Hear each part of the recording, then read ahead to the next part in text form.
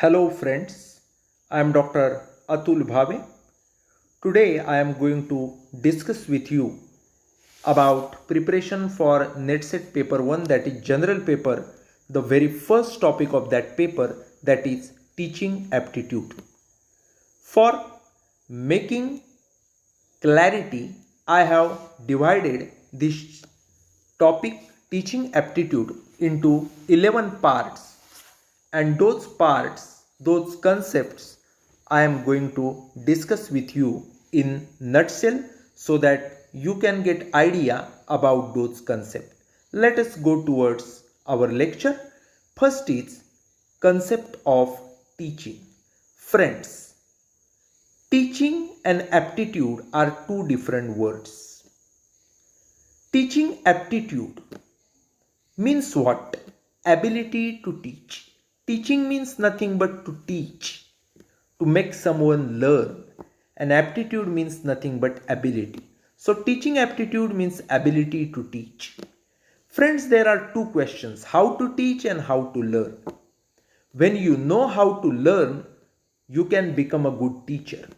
Because what learner wants, you are able to know, then you can teach in that way. So, for making our teaching better, we should know how to learn. Second thing is about objectives of teaching. Friends, when we say objective or aims of teaching, there are n numbers of aims, n numbers of objectives. Very first objective is to impart knowledge, then to change overall behavior, then to inculcate some values. So there are different objectives. But final objectives of teaching is nothing but modification of behavior. Once a question was asked recently in SET exam that what does the teaching aims at? Four options were given. The answer of the question, one of the option was modification of behavior. Then third part which I like to discuss is levels of teaching. Friends, when we say levels of teaching, there are three levels of teaching: memory, understanding and reflective. First level of teaching is memory. Memory means nothing but mug up, nothing but memorizing things. Understanding means what? Getting the things understood, getting the concept understood by examples, differentiating between concepts by using examples. Let us give one example. When you want to learn the concept of entity in accounting, then proprietor and his business are two different entities. Then what you have to do? When proprietor withdraw certain goods for personal use from his shop, what will happen? That goods are owned by shop. So whatever proprietor has withdrawn, that are drawings taken by him from business. And whatever capital that proprietor brings into business, it is nothing but of that proprietor. So it is like loan for business. Like that, by giving examples, you have to differentiate between concepts. That is what is understanding. Then there is reflective. Reflective means what? Use the concept learned for solving problems. When we take example of architect, in making his plans design, he used concept of trigonometry. He got that concept understood and now using it, that is what is reflective. Formulae in mathematics we are memorizing, we are understanding by examples and then using that for solving different problems. That is what is reflective. So when we say levels of teaching, there are three: memory level, understanding level and reflective level. Once question was asked that which of the following is not level of learning or level of teaching. Then three options were memory, understanding, reflective, and fourth option was reflection. That was the answer. Reflection is not level. Memory, understanding and reflective is level. When you know these three levels, whatever fourth option is your answer. Like that. Match the following question usually asked. Levels are given at group A, at group B some examples are given, and in answer it may be given 1A, 2B, 3C like that, and you have to choose the correct option. Like that question is asked. Usually one question on level of teaching is asked. Let us go towards fourth part, that is nature of teaching or characteristics of teaching. Friends, teaching is an art, teaching is a science. Why teaching is an art? Every teacher should use their creativity to make learning interesting.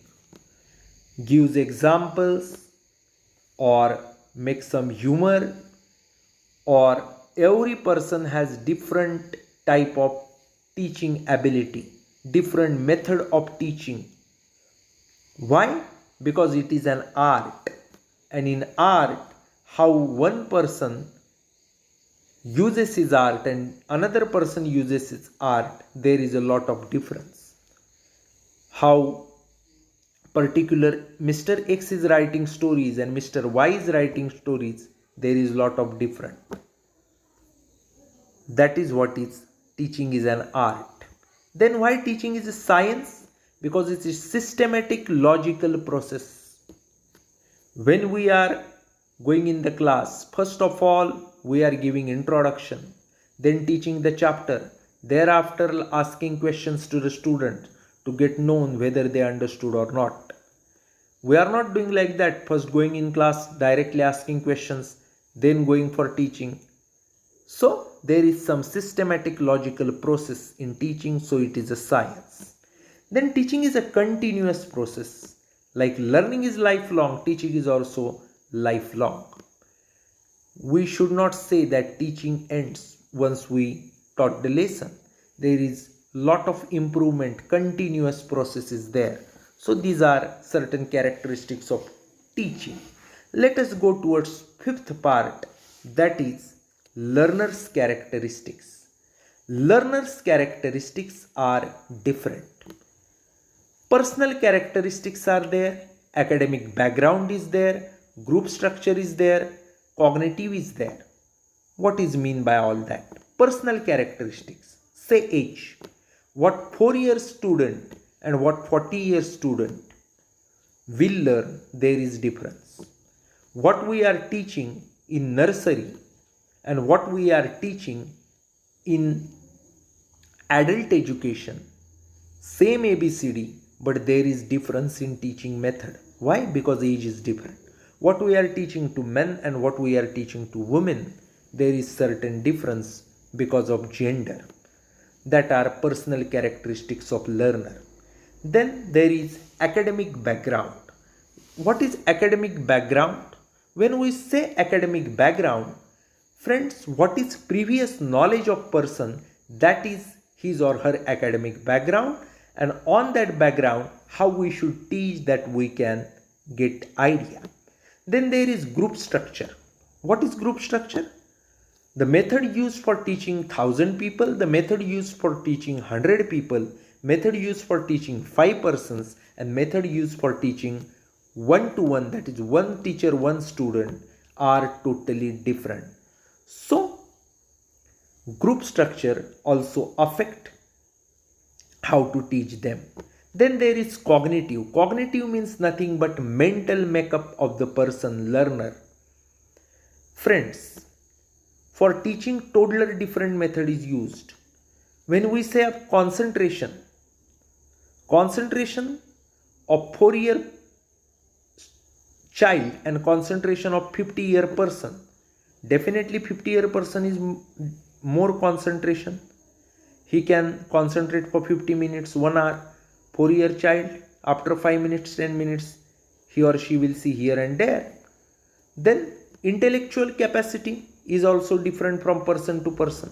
So mental makeup, cognitive, is different from person to person. That all is there in case of learner's characteristics. Let us go towards sixth, that is teacher's characteristics. When we say teacher's characteristics, there is a skill set of every teacher. He should have good knowledge, he should have leadership abilities, teacher should have good personality, teacher should have sense of humor. By using all those things, he can introspect student for good behavior. Final aim of the teacher is to modify the behavior of student, and it is possible only by using good personality, sense of humor, knowledge, leadership, and so on. So that is teachers' characteristics are very much important. Then let us go towards theories related with teaching aptitudes. There are a lot of theories. Three important theories on which usually questions are asked I am going to discuss here. First is Harvard Gardner's multiple intelligence theory. Harvard Gardner, who gave multiple intelligence theory. What he says is that what usually we think is that whatever marks you get in 10th, 12th, on that your intelligence is counted. Yes, he is intelligent, he got 90% mark. If you are better in maths, then you are intelligent, like that is one conception, but no. Harvard Gardner told that there are 8 types of intelligences. From that 4 are very important on which usually questions are asked. I am going to discuss in detail those 4. One is verbal or linguistic intelligence. Means what? In linguistics, in oratory, these people are having very much intelligence, they are intelligent. Good writers, says Shakespeare, has verbal intelligence. Or some good orators, they are having intelligence of verbal or linguistic intelligence. Say Socrates, having verbal or linguistic intelligence. Let us go towards musical intelligence. These people are having intelligence in case of rhythm, music, rock music, pop music, classical music. Now, such type of persons who are having very much good intelligence in music can be said as having musical intelligence. All musicians, singers, they are having musical intelligence. Then logical or mathematical intelligence. What is meant by logical or mathematical intelligence? This is scientific intelligence. You say Aristotle or Newton, they are having the intelligence which is known as logical or mathematical intelligence. Then there is interpersonal intelligence. Means intelligence in associating with people. These people are good in associating with people, having good interpersonal skills, communication skills. People in marketing or people in event management, in service industry, they are having interpersonal intelligence. On each type of intelligence, by giving some example, question is usually asked. Or there is direct objective question that multiple intelligence theory is given by dash dash, 4 options. From that you have to choose Harvard Gardner. Then second theory which I like to discuss is classical conditioning theory. This classical conditioning theory was given by Ivan Pavlov. Ivan Pavlov's classical conditioning theory. What theory says? Ivan Pavlov, scientist, he was having one dog. He was usually giving food to the dog. Once he carried out one experiment. Before giving food, he started ringing the bell. When bell rings, the dog started salivating. Whether we are giving him food or not giving him food. Why? Because he was developed such type of thing in his mind that once bell is ringing means now food is arriving. That dog has to eat the food. Like that, from that, this classical conditioning theory was developed. One more example I like to give. When a child does some good thing, studies, plays, or has good behavior, then we give him chocolate. When some bad thing that child does, we scold, we slap, then in his or her brain, conditioning is developed that when we do good things, we get chocolate, bad thing, we get slap or scold. So, when we get chocolate, definitely we have done some good. When we are getting scolded, slapping, then something bad that child has done. So, moral values are developed by this good thing, bad thing, chocolate or stick or slap. That is what is classical conditioning of Ivan Pavlov. Then third very important theory is of Bloom's taxonomy. Benjamin Bloom developed this theory in 1956. 6 levels classification of different objectives and skill that the teacher set for their students is there in Bloom's taxonomy. Questions are usually asked on these theories related with teaching aptitude. Then the next part which I like to discuss is methods of teaching. Friends, now methods of teaching means what? Which type of methods are used for teaching? There are two types of method, teacher-centric and learner-centric. Teacher-centric means what? They are traditional method, one-way flow of information. Lecture method is a good example. Teacher goes on lecturing, talking and talking. Student have to hear, understand and learn. That is traditional method. Modern method means what? Learner-centric methods. Students' participation is there in teaching learning process. When teacher is using audio visual aids or some project work is carried out or role play method is used, that are learner-centric methods. In the world of e-learning, modern world, learner-centric methods are used more. Teacher-centric, student-centric or learner-centric, this is one classification of method of teaching. Then there is another classification, offline and online teaching. In the today's world of pandemic, online teaching is used on large scale. Companies are having their websites, apps.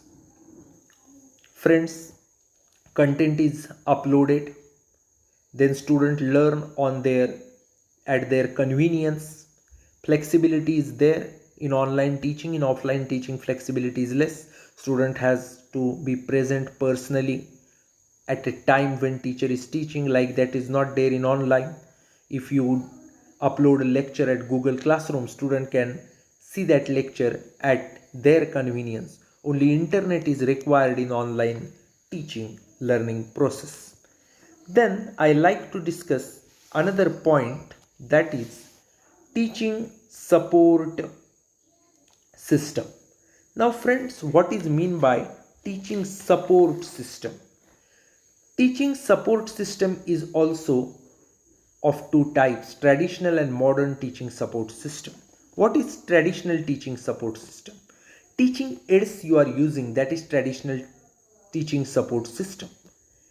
When geography teacher is there, that teacher is using maps or using that earth. That is what is traditional teaching aids. Why teaching aids are used? One question is always there. Teaching aids are used for, four options are there. Your answer should be to make lesson more engaging and interesting. To make lesson more engaging and interesting, that is the objective of using teaching aids. Now when you say modern teaching support system, LCD projector and screen you are using, audio visual clips using, ebooks using, instead of having hard copy books, you can use Kindle. That all are modern teaching support systems. So like that, information is very much required on that, questions are asked. Let us go towards next part, that is evaluation system. What is mean by evaluation? Evaluation is nothing but to see whether teaching made was effective or not. That is what is known as evaluation. Now friends, when we say evaluation, that time classification is there: formative and summative. Formative assessment, summative assessment. What is meant by formative assessment? While teaching, teacher asks questions to evaluate whether understood by student or not. That is formative. What is summative? Summative assessment means semester end exam, annual exam, final exam. It is taken by external authorities. External exam is there. That is what is known as summative assessment or external assessment. One example I like to give. When a chef is there in hotel, while preparing a particular food, that chef tests that food, whether salt is more or less, pepper is more or less, and as per testing, that chef adjusts certain things in that food to make that food very good. That is what is formative assessment. What is summative? When a customer tests that food and after eating gives reply that very nice, very good, that is what is summative assessment. Why there is need for formative assessment? Usually asked question. The need for formative assessment is dash dash 4 options. Your answer should be in order to accelerate students' learning pace. Then CGPA is there. Non-referred assessment. CGPA means what? CGPA is usually there for comparison with other students. This particular student is better than 95 student. This student is having lesser or not better than those 4-5 students. Like that is CGPA. Then there is CBCS pattern you have learned. CBCS means what? Choice based credit system. It gives opportunity to choose courses from the prescribed course. It follows grading system. What courses we have to take, that student can choose in CBCS, choice based credit system. That is also there. Let us go towards last part, that is e-learning facilities. Now friends, when we say e-learning facilities, then there are different e-learning facilities. In the situation of pandemic, e-learning has gained a lot of importance. There is MOOC, MOOC, massive open online courses. Massive open online courses. Many times full forms are asked. Full form of MOOC, full form of SWAYAM, full form of CEC, they are usually asked. So MOOC means what? Massive open online courses. World-class universities, they are developing those courses, and anywhere from the world we can take that course, take that certificate. In India, if you want to take courses from Harvard University, Oxford University, Cambridge University, by using MOOC I can do that courses. I can get certificate of Harvard University or Oxford University by using MOOC. Experts from those universities are developing those courses for sharing knowledge. Then there is SWAYAM. It is developed by India.